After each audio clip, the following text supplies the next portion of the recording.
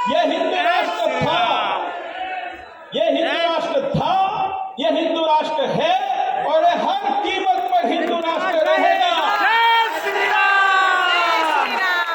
मुद्दा सिर्फ इसलिए है कि इसको घोषित करना है क्योंकि हमारे बाप के घर को, बाप के संपत्ति को, पूर्वजों को संपत्ति को हमने किसी को मनुष्यता दिखाते हुए सारे हिंदू ही हैं। वो बात अलग है कि नाम बदल दिया गया है। अरे भाई हम तो एक सेवक हैं पार्टी के, हम तो ये देखने जाते हैं माहौल ना बिगड़े वहाँ पर। अधिवेशन की जरूरत बार बार क्यों पड़ती है? इससे क्या आप साबित करना चाहते हैं? साबित कुछ करने नहीं चाहते। हेलो एंड खुशामदीद, मैं हूं राजी और आप देख रहे हैं हिंद वॉइस। आज मेरे साथ सुनील खुरचन जी मौजूद हैं जो भारतीय जनता पार्टी के प्रदेश प्रवक्ता हैं। 25 तारीख को एक दिल्ली में तालकटोरा स्टेडियम में एक अधिवेशन हुआ जिसमें सुनील खुरचन मौजूद थे और वो अधिवेशन इसलिए हुआ क्योंकि बार बार कहीं ना कहीं हिंदू राष्ट्र बनाने की मांग उठ रही है और उसी मांग के उठने में 25 तारीख का जो अधिवेशन था वो भी उसी लिए था कि हिंदुस्तान को हिंदू राष्ट्र घोषित किया जाए और उसे हिंदू राष्ट्र बनाया जाए। जहां एक तरफ प्रधानमंत्री बार बार सबका साथ, सबका विकास और सबका विश्वास करने की बात करते हैं, वहां पर इस तरह का दिल्ली में अधिवेशन होना कितना खतरनाक है, या एक सेकुलरिज्म या एक सेकुलर कंट्री के लिए, एक डेमोक्रेटिक कंट्री के लिए जहां पे सारे समुदाय के लोग मिलजुल कर साथ रहते हैं, वहां पे हिंदू राष्ट्र बनाना कितनी खतरनाक बात है। इसी बात पर मैं बात करने के लिए मौजूद हूं सुनील खुरचन जी से, क्योंकि ये भी मौजूद थे। सर, क्या जब प्रधानमंत्री ये बार बार कह रहे हैं कि सबका साथ, सबका विकास, तो आप लोग हिंदू राष्ट्र बनाने की बात क्यों कर रहे हैं? सबसे पहले तो आपको ये बताना चाहता हूँ, सबका साथ सबका विकास इसीलिए होगा जब तक कि हिंदू राष्ट्र में, क्या हिंदुस्तान में सारे हिंदू ही हैं। मेरे ख्याल से कोई मलिक लिखता है, कोई चौधरी लिखता है, ये कोई मुसलमान नाम नहीं है। नहीं तो पहली बात मैं आपको बताना चाहता हूँ, सारे हिंदू ही हैं। वो बात अलग है कि नाम बदल दिया गया है और अपने आप में बोलते रहते हैं कि मैं हिंदू।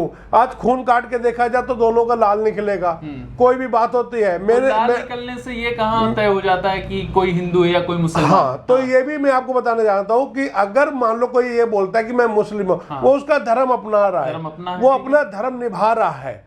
हिंदू अपना धर्म निभा रहा है। इंडिया डेमोक्रेटिक कंट्री मानते हैं आपकी? नहीं, 100% है। लेकिन कहने का मतलब यह है कि अगर आप अपने आप को साबित करना चाहते हो कि हम मुस्लिम हैं, हम मुसलमान हैं, हम टोपी लगा के कहीं भी जा सकते हैं, साबित क्या करना चाहते हैं? हाँ, है ना, ईसाई, क्रिश्चियन है, मुस्लिम है, हिंदू है, तमाम समुदाय के लोग। लेकिन क्या होता है जब कोई बच्चा निकलता है स्कूल से और उस बच्चे को देखता है कि हाँ भाई 4 लोग जा रहे हैं, आप नमाज पढ़ के आते हो टोपी लगाते हुए, तो वो उसको दिमाग में यही रहता है कि हाँ भाई ये मुस्लिम है। सबसे बड़ी बात होती है, कोई भी बच्चा स्कूल से निकलते हुए देखता है कि ये लोग मुस्लिम है। किसी सरदार को अधिकतर तुमने देखा होगा पगड़ी बांध के रहते, उसको बोलते थे सरदार जी हैं। किसी पंडित को या किसी जैन को या किसी शर्मा को, गुप्ता को, तिवारी को, कोई ये नहीं कहता कि ये तिवारी जी है या हिंदू है। उनको सब नजर में आता कि हिंदू हिंदू ही होता है, उसमें कोई अलग नहीं होता है। दिक्कत क्या? कोई दिक्कत नहीं है। दिक्कत किसको है? दिक्कत उसको है जो अपने आप को कहता है कि हमारे को छेड़ा जा रहा है, हमें मुस्लिम कहा जा रहा है। नहीं, तो ये अधिवेशन की जरूरत बार बार क्यों पड़ती है? इससे क्या आप साबित करना चाहते हैं? साबित कुछ करना नहीं चाहते, कोई पार्टी साबित करना चाहती है। तब क्यों कर रहे हैं अधिवेशन आप? क्या ये तो हक है हर आदमी का, कुछ ना कुछ कर सकता है अपने लिए, हर आदमी करेगा, उसका हक है। डेमोक्रेसी में हर आदमी को राइट है अपने तरीके से रहने का। तो आप सारे लोगों को ये क्यों कह रहे हैं कि ये इसको हिंदू राष्ट्र घोषित कर दिया जाए? उससे क्या आपको फायदा होगा? वहां पर जो भी आए तो सारे हिंदू आए थे राष्ट्र घोषित करने के, किसी के कहने से राष्ट्र घोषित हो जाता है क्या? नहीं, तो आप जो कल कर रहे थे उसका कोई मतलब नहीं? वो तो एक मीटिंग थी आपस में। भगवान शंकराचार्य जी, उनको लोग गुरु मानते हैं, उनको सुनने के लिए लोग आए थे, उनको देखने के लिए आए थे। नहीं, तो ये राष्ट्रीय अधिवेशन तो ये था कि हाँ इसको हिंदू राष्ट्र घोषित किया जाए और हिंदू राष्ट्र बनाने की मांग सिर्फ यही नहीं, इसके पहले भी कई मीटिंगें हो चुकी हैं, उसमें ये मांगे उठ चुकी हैं और आपकी पार्टी के भी प्रमुख लोग उसमें शामिल हो चुके हैं। नहीं, इमिटेशन जिसको आएगा वो ही जाएगा। मेरे को आया, मैं भी गया। हम तो ये जाते हैं वहां पर देखना चाहते हैं कोई ऐसा समाज में कोई ऐसी बात ना कही जाए जिसमें किसी को दुख पहुंचे। हालांकि मैंने वहां पर 1-2 चीजें और देखी है जो कि कुछ कमियां थी। डर का माहौल पैदा करना, डर का कोई माहौल नहीं है अदर कम्युनिटीज। नहीं, कोई डर नहीं है। कोई किसी से डरने की भी जरूरत नहीं है। योगी जी और मोदी जी का कहना है सबका साथ सबका विकास, सबके साथ ही होगा। जो भी होगा, विकास भी सबके साथ होगी और नाश भी सबके साथ होगा। इस तरह का जो वहां पे नफरत अंगेज बयान दिया जाता है, दूसरी कम्युनिटी के खिलाफ नहीं, वो सोच नहीं, वो कहीं ना कहीं प्रधानमंत्री की जो छवि है, जो वो सबका आपने साथ सबका प्रधानमंत्री को नहीं, बोला, सबका साथ सबका विकास करने की बात करें प्रधानमंत्री तो जी धूमिल हो रही है, प्रधानमंत्री जी को बोलते हुए सुना है क्या? प्रधानमंत्री जी को कहते हुए सुना है नहीं, क्या? प्रधानमंत्री आप तो उन्हीं के कारिंदे हैं ना। नहीं, कारिंदे आप तो हैं, उनके- कार्य उनके करते अंडर हैं। में आते हैं, उसी पार्टी से आप ताल्लुक रखते हैं। हाँ। जाहिर सी बात है, आपको वो अगर इंस्ट्रक्शन देते हैं, वो माइक से बोलते हैं कि नहीं सबका साथ सबका विकास सबका विश्वास की बात करते हैं, तो आप लोग ऐसा काम क्यों करते हैं? नहीं, कोई ऐसा काम नहीं किया गया है। हालांकि जिसने बोला भी तो उसको इशारे में बोला गया कि भाई ये सब नहीं बोलना है, वहां पर बात खत्म हो गई थी उसी समय। बोलने को तो एक एक घंटे लोग नहीं, भाषण अगर देते हैं। ये चीज अगर कोई मुस्लिम करता है या कोई अदर कम्युनिटी के लोग करते हैं तो उनको तो सजा हो जाती है। दिक्कत तो यही है कि हमारे समाज में सिर्फ दिखावा ज्यादा करते हैं, काम कम करते हैं। हमारे समाज में दिखावा ज्यादा करते हैं। यही काम अगर कोई दूसरा बंदा काम करता है, जैसे कि किसी भी धर्म में कह लो, कोई भी कह लो, एक मीटिंग होती, गुपचुप मीटिंग में किसको क्या पता चला? इनको यही तो समझना है कि कोई भी काम बोलना है, करना है तो फैलावा करते हैं ना, वो दिखावा नहीं करना है। हालांकि करना कुछ नहीं है, लेकिन बताना ज्यादा है, सिर्फ बता के डराना। या किसको कह रहे हैं आप?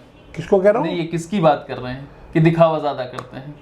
कोई भी वो अपने नंबर बनाना चाहता है, हर नेता वहां पर। तो आप भी तो उसमें शामिल हो रहे हैं। अरे भाई, हम तो एक सेवक हैं पार्टी के, हम तो ये देखने जाते हैं माहौल ना बिगड़े वहां पर। हाँ, माहौल देखने गए थे वहाँ। माहौल देखने गए थे कि कोई भी माहौल बिगड़ने की कोशिश ना करे, कोई माहौल बिगाड़ने की कोशिश ना करे। हमने वहां पर यह भी देखा कि वहां पर कुछ बच्चे आए थे ऐसे बेचारे जो कि समाज को एक अच्छा संदेश देना चाहते हैं, उनकी भी एंट्री नहीं होने दे रहे थे।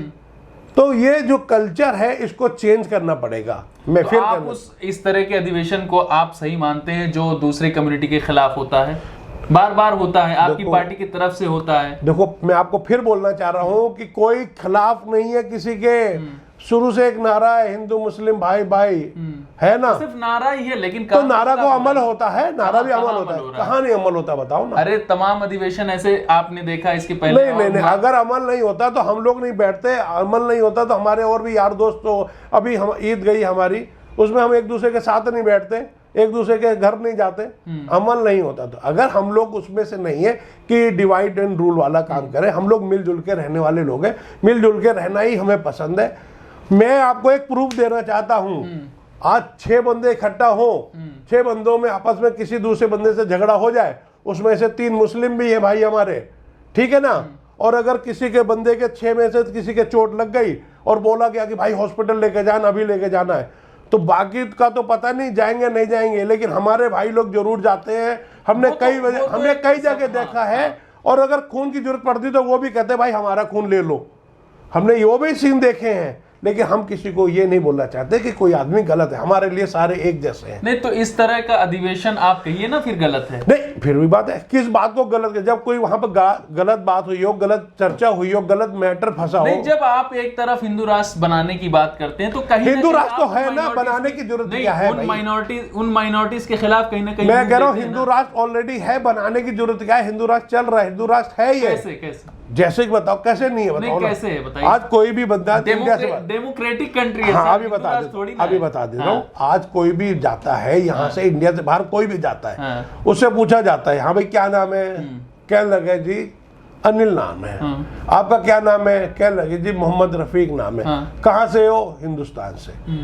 इंडिया नहीं बोलते हैं, हिंदुस्तान बोलते हैं। तुम कहाँ से हो? पाकिस्तान से हो। तो इंडिया से अगर बोल देगा तो क्या हो जाएगा?